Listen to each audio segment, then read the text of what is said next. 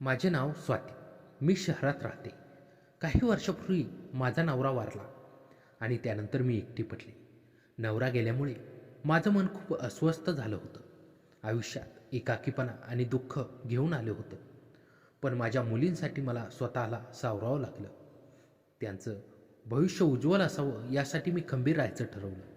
मुलीसाठी जगणं हेच आता माझं ध्येय झालं होतं. थोड्या काळानंतर माझ्या मुलीचं लग्न झालं. ती तिच्या संसारात रमली आणि तिचं सुख पाहून माझं मन प्रसन्न झालं. माझ्या कष्टाचं फळ मिळालं असं मला वाटलं. ती आनंदी असली की मीही आनंदी होते. तिच्या संसारात ती नीट स्थिर झाली. तेव्हा मात्र माझ्या आयुष्यात परत एक प्रकारचा रिकामपणा आला. माझ्या दैनंदिन जीवनात आता फार काही घडत नव्हतं. मुलगी स्वतःच्या संसारात व्यस्त होती आणि मी पुन्हा एकटी झाली होती. एकटेपणाने मनात वेगवेगळे विचार येत, पण आता त्यांच्यासोबत जुळून घेण्याची सवय झाली होती. तरीही आयुष्यात काहीतरी नवीन करायला हवं याची जाणीव सतत होत असते. मी ठरवलं की वरच्या मजल्यावर असलेली एक रूम भाड्याने देऊ. त्याने काहीतरी कंपनी मिळेल आणि थोडे पैसेही येतील. त्यामुळे भाडेकरू शोधायला सुरुवात केली. बरेच लोक रूम बघायला येत होते. मग मी ठरवलं होतं की फक्त फॅमिलीलाच रूम देईल. त्यामुळे अनेक लोकांना नकार दिला, कारण त्यांच्याकडे फॅमिली नव्हती. एक दिवस एक माणूस रूम बघायला आला. त्याचं नाव योगेश होतं. त्यानं खूप विनंती केली की तो एक साधा माणूस आहे आणि त्याला रूम हवी आहे. मी शेवटी त्याला रूम दाखवली आणि त्याला रूम आवडली. काही दिवसांनी तो आपल्या सामानासह आला आणि तिथे राहायला लागला. त्याची नोकरी सकाळी 7 ते 3 अशी होती आणि तो शांतपणे आपलं काम करत असे. सुरुवातीला मी त्याच्याशी फार बोलायची नाही, कारण एकटी राहताना मी लोकांशी फार बोलत नव्हते. माझ्या मुलीचा कधीकधी फोन येत असे, पण तिचं स्वतःचं आयुष्य असल्यामुळे आमचं फारसं बोलणं होत नव्हतं. योगेश तिथे राहत होता. त्याला तिथे येऊन 2-3 महिने झाले होते. एके दिवशी मला असं वाटलं की मी या माणसाला आधी कुठेतरी पाहिलं आहे. त्याचा चेहरा खूप ओळखीचा वाटत होता. मी त्याच्याशी याबद्दल बोलले आणि त्याला विचारलं की तो कुठल्या गावचा आहे. त्याने सांगितलं की तो वडगावचा आहे. हे ऐकून मला अचानक आठवले की लहानपणी मीही वडगावमध्ये राहायची. मी त्याला विचारलं, तुला राजू म्हणायची का लोक? हे ऐकून तो हसला आणि म्हणाला, हो, मीच तो राजू आहे. आता आमचं बोलणं खूप वाढलं. आम्ही जुन्या आठवणीमध्ये रमू लागलो. एके दिवशी मी त्याला विचारलं, तू लग्न का नाही केलंस? तो म्हणाला, लग्न केलं होतं, पण माझी बायको मला सोडून दुसऱ्या माणसाबरोबर पळून गेली. त्यानं हे सांगितल्यावर मी त्याच्या दुःखात सामील झाले. त्याने मला विचारलं, आणि तू? मी सांगितलं की माझा नवरा काही वर्षांपूर्वीच वारला आहे. हे ऐकून तोही खूप दुःखी झाला. माझ्या डोळ्यात अश्रू आले आणि त्यानं माझं सांत्वन केलं. तो म्हणाला, आपल्या हातात काहीही नसतं. त्याच्या या शब्दाने मला खूप आधार वाटला. मी त्याच्याजवळ गेले आणि त्याला मिठी मारली. त्या मिठीत मला खूप समाधान वाटलं. नंतर आम्ही दोघंही एकमेकांशी मनमोकळेपणाने बोलू लागलो. एकदा मी गाजराचा शिरा केला आणि योगेशला खायला बोलावलं. त्याला शिरा खूप आवडला. आम्ही खूप गप्पा मारल्या. तो मला म्हणाला, स्वाती, तुला एक सांगू का? तुला एकटीला कंटाळा येतो का? चल कुठेतरी फिरायला जाऊ. मी म्हटलं, नको, पुढच्या आठवड्यात जाऊया. त्या दिवशी मी आकाशी रंगाची साडी नेसली होती, जी निळ्या आकाशासारखी प्रसन्न दिसत होती, आणि लाल रंगाचा ब्लाऊज घातला होता, ज्याने माझ्या साडीला एक आकर्षक विरोधाभास दिला होता. साडीचा मुलायमपणा माझ्या त्वचेशी संपर्क करत होता आणि मी त्यात स्वतः अतिशय आत्मविश्वासाने आणि संस्कृतीने मिरवत होते. योगेशने मला बघितलं आणि हलक्या हसत तो मला म्हणाला, आज तू खूप सुंदर दिसतेस. त्याचं कौतुक ऐकून मला थोडी लाज वाटली. माझ्या चेहऱ्यावर हलकासा गुलाबीपणा आला, पण त्याच्या शब्दांनी माझ्या मनाला समाधान लाभलं. त्याचं माझ्याकडे बघणं आणि त्या शब्दातून त्याचं प्रेम आणि आधार स्पष्टपणे जाणवत होतं. रात्रीचे 9 वाजले होते. बाहेर अंधार पसरला होता आणि जोरात पाऊस सुरू झाला होता. पावसाच्या थेंबानं संपूर्ण वातावरणात एक प्रकारची शांती आणि शीतलता आणखीन वाढली होती. मी खिडकीजवळ उभी राहून बाहेरच्या दृश्याकडे पाहत होते. पावसाच्या थेंबांनी खिडकीवर एक सुंदर नक्षी तयार केली होती आणि त्या नक्षीमध्ये मला एक प्रकारची मोहकता जाणवत होती. वातावरण शांत असलं तरी माझ्या मनात विचारांचं वादळ सुरू होतं. मी हळूच खिडकी उघडली आणि पावसाचे थेंब माझ्या अंगावर येऊन पडले. गारवा अंगावर जाणू लागला. माझं ब्लाऊज हळूहळू भिजू लागलं आणि त्या पाण्याच्या थेंबांनी माझ्या अंगावर एक नवीन चमक आणली. पावसात भिजलेल्या माझ्या साडीच्या वळणांमध्ये माझं सौंदर्य अधिकच खुलून दिसत होतं. त्या क्षणी मला पावसासोबत एक अनोखी नात्याची भावना झाली. जणू काही पाऊस आणि मी एकमेकांना पूर्ण करत होतो. मग मनात विचारांचं काऊर सुरू असतानाही त्या वातावरणाने मला शांत केलं आणि मी त्या क्षणाचा आस्वाद घेत राहिले. तेवढ्यात योगेश हळूहळू चालत माझ्याजवळ आला. काय बघतेस? त्याने विचारलं. मी थोडी भानावर आले आणि मी म्हणाले, बाहेर किती पाऊस पडतोय ते बघते. त्याच्या आवाजात एक माया आणि आपुलकी होती जी नेहमी माझ्या मनाला स्पर्शून जात असे. तो माझ्याजवळ आला आणि त्याने आपला एक हात माझ्या खांद्यावर ठेवला. आम्ही दोघेही खिडकीबाहेर पावसाचा आवाज आणि दृश्य अनुभवत होतो. पण मनात काहीतरी वेगळंच घडत होतं. माझं मन धडधडू लागलं. त्याच्या स्पर्शाने एक अनोखी भावना मनात उभी राहिली होती. मी कधी त्याच्याशी इतक्या जवळीक साधली नव्हती. तो एक चांगला माणूस होता, पण आमचं नातं अजून त्या पातळीवर आलं नव्हतं की आम्ही एकमेकांच्या इतक्या जवळ येऊ. आज मात्र त्या पावसाने, त्या क्षणाने काहीतरी वेगळं केलं होतं. वातावरणात एक वेगळीच जादू होती. अचानक त्याने माझ्या गालावर ओठ टेकवले. ते क्षण काहीसे अनपेक्षित होते, पण त्याच वेळी ते खूपच नैसर्गिक वाटले. मी थोडी गोंधळले, पण त्याच्या चुंबनाने मला एक प्रकारची शांतता आणि सुरक्षिततेचं जाणवलं. त्या क्षणात मला असं वाटलं की मी माझ्या एकटेपणातून बाहेर पडले आहे. त्याच्याबरोबर असताना मला ती एकटेपणाची भावना काही काळासाठी दूर गेल्यासारखी वाटली. त्याने मला घट्ट मिठी मारली आणि त्या मिठीतून मला खूप सुरक्षित असं वाटू लागलं. त्याच्याबद्दल कधीही असं काही वाटेल असं मी कधीच विचारही केला नव्हता. पण आजचा हा क्षण काहीतरी वेगळं सांगत होता. मी इतके दिवस एकटी होते. माझं आयुष्य रिकामं वाटत होतं, पण आता त्याच्यासोबत मला एक प्रकारचा आधार मिळाल्यासारखं वाटलं. आम्ही दोघं खूप वेळ एकमेकांच्या मिठीत होतो आणि त्या क्षणी जगाचं सगळं काही विसरून गेलो होतो. बाहेर पाऊस जोरात कोसळत होता, पण आता मला त्याचं काहीच वाटत नव्हतं. मनात फक्त एकच विचार होता, मी आता एकटी नाही आहे. तो क्षण आमच्यासाठी एक नवीन सुरुवात होती, जिथे आमचं नातं फक्त भाडेकरू मालकीण या पलीकडे गेलं होतं. आता आमच्यात एक भावनिक बंध तयार झाला होता, जो आम्हाला एकमेकांच्या अधिक जवळ घेऊन गेला होता. पाऊस अजूनही पडत होता, पण आता त्या पावसाचं संगीत मला नव्यानं ऐकू येत होतं. त्याने हळुवारपणे माझा हात हातात घेतला आणि आपल्या बोटांनी माझी बोटं विणून घेतली. तो स्पर्श इतका कोमल आणि हळुवार होता की त्याने माझ्या संपूर्ण शरीरावर एक वेगळीच ऊर्जा निर्माण केली. त्याच्या डोळ्यात माया होती, आपुलकी होती आणि काहीतरी अधिकच होतं जे शब्दात सांगता येणार नव्हतं. मी त्याच्याकडे पाहिलं. त्याने हळूच मला उचललं, जणू मी त्याच्या आयुष्यातील सर्वात मोलाची वस्तू होते. त्याच्या त्या बळकट पण कोमल हातांनी मला पलंगावर हळुवारपणे झोपवलं. एक क्षणभर आम्ही फक्त एकमेकांच्या डोळ्यात बघत होतो. शब्द नव्हते, फक्त भावनांचा ओघ होता. त्याचा उबदार श्वास माझ्या चेहऱ्यावर जाणवत होता. मी स्वतःला पूर्णपणे त्याच्यावर सोपून दिलं होतं. त्याच्या जवळचा हा क्षण जणू आयुष्यभराचा वाटू लागला. त्याची ऊब, त्याचा स्पर्श, त्याचं अस्तित्व यात मी हरवून गेले होते. आम्ही एकमेकांत एवढे गुंतलो की बाहेरचं जग, पाऊस सगळं विसरून गेलो. त्या रात्रीच्या पावसासोबत आमच्या भावना, आमची नव्याने उमलणारी नात्याची बांधिलकी, सगळं काही उफाळून आलं होतं. तो क्षण प्रेमाचा होता, विश्वासाचा होता आणि दोन एकट्या मनांनी एकमेकांना शोधून काढल्याचा होता. पाऊस अजूनही सरला नव्हता. खिडकीच्या काचेवर पाण्याच्या धारा वाहत होत्या आणि खोलीत मात्र एक गूढ शांतता होती. योगेशच्या मिठीत मी हरवले होते. त्याच्या हृदयाचे ठोके माझ्या हृदयाच्या ठोक्यांशी जुळले होते. किती वेळ आम्ही असंच पडून होतो कळले नाही.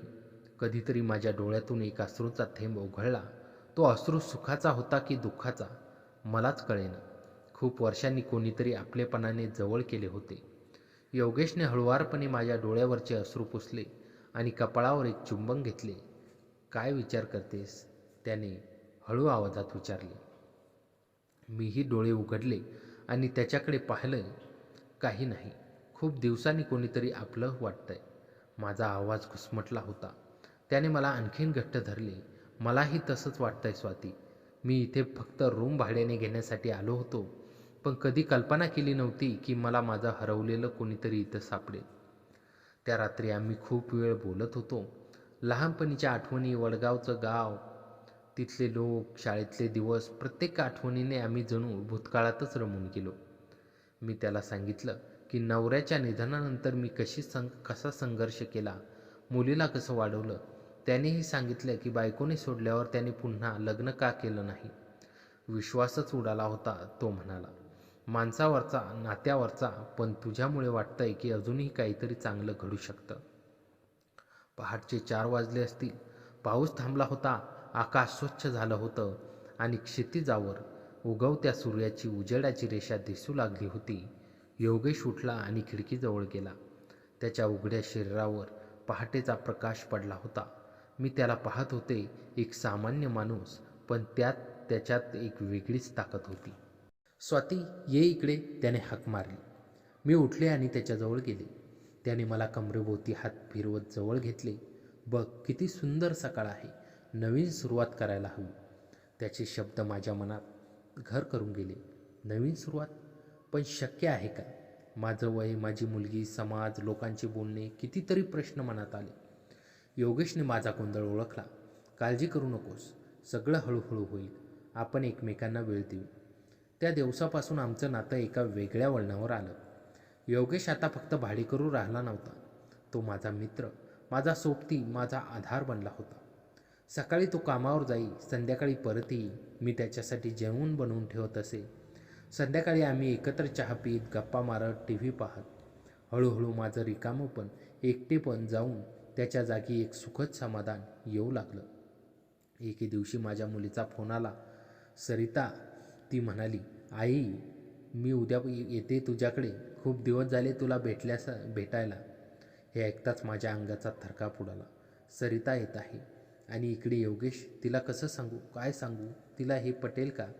मी मनातल्या मनात घाबरले. संध्याकाळी योगेश आला तेव्हा मी त्याला सगळं सांगितलं. तो शांतपणे ऐकत होता. शेवटी म्हणाला, काळजी करू नकोस. आपण तिला सगळं नीट समजावू. ती तुझी मुलगी आहे. तिला तुझा आनंदच हवा असेल. त्याच्या या शब्दांनी मला थोडं धैर्य आलं, पण तरीही मनात भीती होतीच. दुसऱ्या दिवशी सरिता आली. तिला पाहताच मी ओढून मिठी मारली. खूप दिवसांनी भेटत होते. ती माझ्याशी गप्पा मारत होती, पण तिची नजर खोलीच्या कोपऱ्यात ठेवलेल्या योगेशच्या बॅगकडे वळत होती. आई, ही बॅग कोणाची? तिने विचारली. मी एक दीर्घ श्वास घेतला. बेटा, मला तुला काहीतरी सांगायचं आहे. मी तिला सगळं सांगितलं. सुरुवात केली रूम भाड्याने देण्यापासून, योगेशच्या येण्यापासून, त्याची ओळख, लहानपणची मैत्री आणि नंतर आमचं हळूहळू वाढलेलं नातं, सगळं काही. सरिता शांतपणे ऐकत होती. तिच्या चेहऱ्यावर काहीच भाव नव्हते. माझं बोलणं संपल्यावर तिने 1 मिनिट माझ्याकडे पाहिलं. ते 1 मिनिट मला एका युगासारखं वाटलं. माझं हृदय जोरात धडधडत होतं. मग तिने हळूच मला विचारले, आई, तू आनंदी आहेस ना? तिच्या या प्रश्नाने मी सुन्न झाले. डोळ्यात पाणी आले. हो बेटा, मी पहिल्यांदा खूप वर्षांनी खरोखरच आनंदी आहे. सरिता माझ्याजवळ आली आणि मला मिठीत घेतले. मग मला दुसरं काय हवं आहे? तुझा आनंदच माझा आनंद आहे. तिचे शब्द ऐकून मी रडू लागले, पण हे अश्रू होते सुखाचे. त्या क्षणी योगेश आत आला. त्याला पाहताच सरिताने त्याच्याकडे पाहिलं. दोघांमध्ये काही सेकंद शांतता होती. मग सरितानेच ती शांतता भंग केली. तुम्ही माझ्या आईला खुश ठेवलं यासाठी धन्यवाद. पण जर तिला कधी दुःख दिलं तर मी थांबणार नाही, हे लक्षात ठेवा. योगेश हलकाच हसला. मी तुझ्या आईला कधीच दुःख देणार नाही. मी शब्द देतो. त्या दिवसापासून सरितानेही योगेशला आपलं मानलं. आठवड्याच्या शेवटी ती येई. आम्ही तिघं एकत्र वेळ घालू. माझं आयुष्य जणू काही पुन्हा एकदा फुललं होतं. नवऱ्याच्या निधनानंतर जो कोरडवाहू प्रदेश झाला होता, तिथे पुन्हा एकदा कोवळी पालवी फुटली होती. एक दिवस योगेश म्हणाला, स्वाती, आपण लग्न करून घेऊया का? मी त्याच्याकडे पाहिले. तो गंभीर होता. वय झालं आमचं, मी म्हणाले. वय म्हणजे काय? मन तरुण आहे. आपण एकमेकांसाठी आहोत हेच खरं. उरलेलं आयुष्य एकत्र घालूया.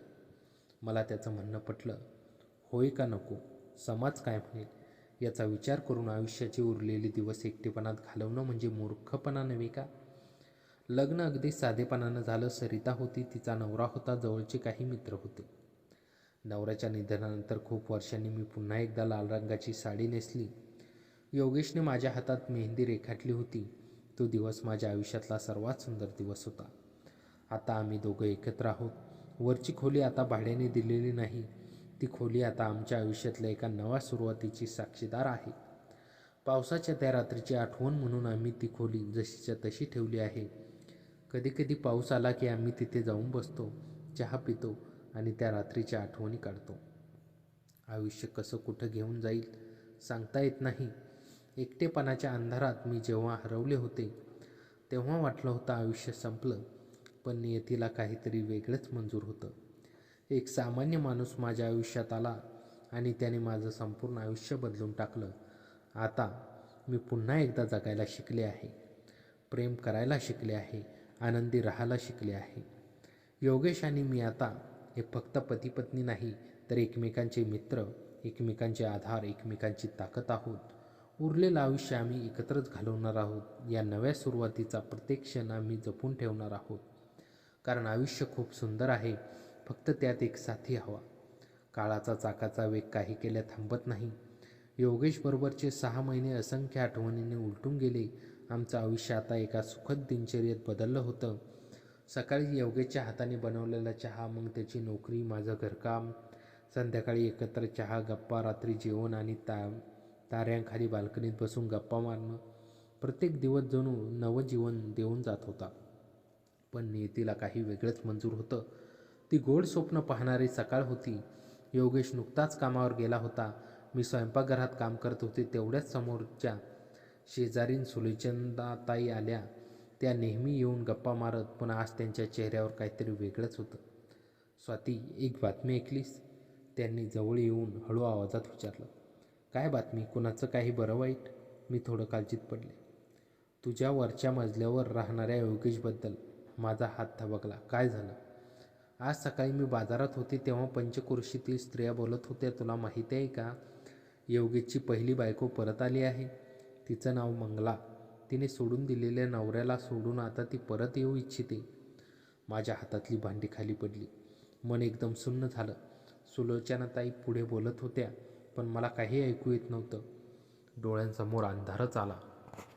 योगेश जेव्हा संध्याकाळी परत आला तेव्हा मी बाल्कनीत एकटीच बसले होते.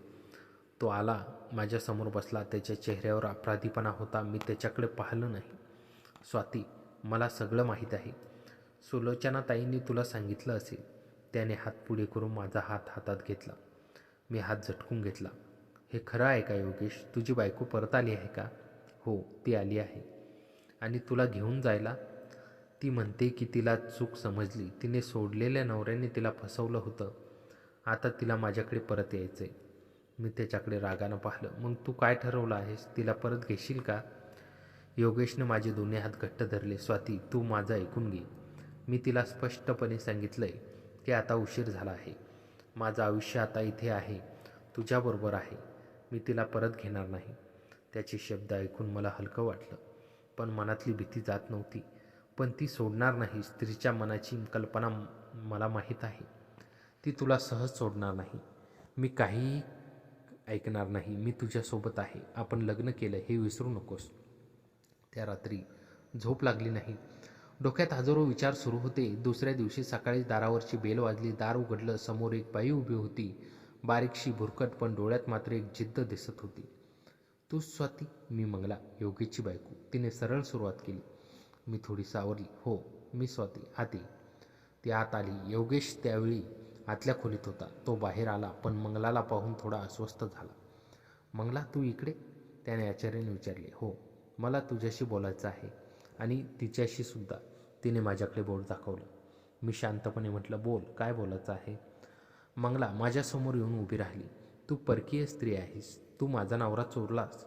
मी त्याची खरी बायको आहे. आम्ही कायदेशीररित्या पतीपत्नी आहोत. तुझं लग्न खोटं आहे. मी हसले. पतीपत्नी? जेव्हा तू त्याला सोडून दुसऱ्याबरोबर पळून गेलीस तेव्हा पत्नी होतीस का?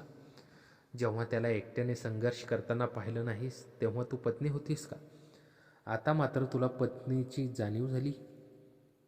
माझे शब्द ऐकून मंगला चिडली. तू कोण असतेस मला शिकवायला? मी त्याची पहिली पत्नी आहे. कायदा माझ्या बाजूने आहे. योगी मध्येच म्हणाला. पुरे मंगला, तू मला सोडून गेलीस तेव्हा कायदा कुठे होता? मी एकटा होतो. या स्त्रीने मला आधार दिला. तिच्यामुळे मी पुन्हा जगायला शिकलो. मी परत तुला घेणार नाही. मंगलाच्या डोळ्यात पाणी आलं. पण मी तुझ्याशी कशी राहू? मला माझी चूक समजली. मला संधी दे. माझं मन द्रवलं. एकीकडे मंगलाचं दुःख होतं पण दुसरीकडे माझं आयुष्य. मी योगेशकडे पाहिलं. त्याच्या चेहऱ्यावर ठाम निर्धार होता. मंगला, मला माफ कर, पण माझं आता आयुष्य स्वातीबरोबर घालवायचं ठरवलं. तू आपलं आयुष्य जग. मी तुला शुभेच्छा देतो. मंगला रडू लागली. मी जाणार नाही. मी इथेच थांबेन. ती उठली आणि बाहेर निघून गेली. पण तिचे शब्द माझ्या मनात घर करून राहिले. पुढचे काही दिवस खूप कठीण गेले. मंगला रोज येई, रडत बसे, विनंती करी. एक दिवस तर तिने जेवण सोडून दिलं. ती घरासमोरच बसून राहिली. आजूबाजूच्या लोकांची कुजबूज सुरू झाली. काही जण मला दोष देत होते, काही जण मंगलाला. मी खूप अस्वस्थ झाले. एक दिवस मी योगेशला म्हटलं, जरी तिला तुझी खरोखर गरज असेल तर, तिचं प्रेम खरं असेल तर. थांब स्वाती. योगेशनं मला मध्येच थांबवलं. मला माहिती आहे तू काय म्हणणार आहेस, पण असं होऊ शकत नाही. मी आता तुझ्याशी वचनबद्ध आहे. पण तिचं दुःख भोगवत नाही मला. तिने स्वतःच्या निर्णयाची शिक्षा भोगली पाहिजे. मी तिला मदत करू शकतो, पण तिला परत घेऊ शकत नाही. योगेशने मंगलाला बोलावलं आणि स्पष्ट सांगितले की तिला आर्थिक मदत करू शकतो, पण वैवाहिक जीवन पुन्हा सुरू करू शकत नाही. मंगलाला हे मान्य नव्हतं, पण शेवटी तिला परिस्थितीचं गांभीर्य कळालं. तिने योगीची मदत स्वीकारली आणि दुसऱ्या शहरात जाऊन राहायचं ठरवलं. त्या जाण्यापूर्वी ती मला भेटायला आली. तिच्या डोळ्यात राग नव्हता, फक्त दुःख होतं. स्वाती, मी तुझा द्वेष करत होते, पण मला माझी चूक समजली. तू त्याला खरं सुख दिलंय. मी फक्त स्वतःचा विचार केला. कदाचित तूच त्याच्या लायक आहेस. तिचे शब्द ऐकून माझे डोळे भरून आले. मंगला, तू सुद्धा सुखी राहा. तुझं आयुष्य अजून बरंच आहे. ती निघून गेली. तिच्या गेल्यानंतर घरात एक शांतता पसरली. योगेशनं मला जवळ घेतलं. संपलं, आता काळजी करू नकोस. पण या घटनेने आमचं नातं अधिकच घट्ट झालं. आम्ही एकमेकांसाठी किती महत्त्वाचं आहोत हे पुन्हा एकदा कळलं. आता आमचं आयुष्य पुन्हा रुळावर आलं आहे. पण प्रत्येक वादळ आपल्याला काहीतरी शिकून जातं. या वादळाने मला शिकवलं की प्रेम म्हणजे फक्त सुखाचे क्षण नसतात, तर दुःखात एकमेकांची साथ देणं असतं. योगेश आणि मी आता एकमेकांच्या अधिक जवळ आलो आहोत. आज पुन्हा एकदा पाऊस सुरू झाला आहे. योगेश आणि मी त्या वरच्या खोलीत बसलो आहोत. खिडकीतून पावसाच्या धारा दिसत आहेत. योगेशने माझ्या हातात चहाचा कप दिला आणि माझ्या डोळ्यात पाहिलं. काय विचार करतेस? मी हसले. विचार करते की आयुष्य किती बदलतं. त्या पावसाळी रात्रीपासून आजपर्यंत प्रवास किती काही घडलं आणि अजून कितीतरी घडेल एकत्र, तो म्हणाला. मी त्याच्या खांद्यावर डोकं ठेवलं. बाहेर पाऊस सुरू होता, पण आता तो पाऊस मला एकटेपणाची जाणीव करून देत नव्हता, तर एका नव्या आयुष्याची गाणी गात होता. आमचं प्रेम आता फक्त एक भावना नव्हती, तर एक वचन होतं. एकमेकांच्या सुखदुःखात साथ देण्याचं वचन, आयुष्यभराचं वचन. मित्रांनो, कथा कशी वाटली कमेंटमध्ये नक्की कळवा आणि चॅनलवर नवीन असाल तर आता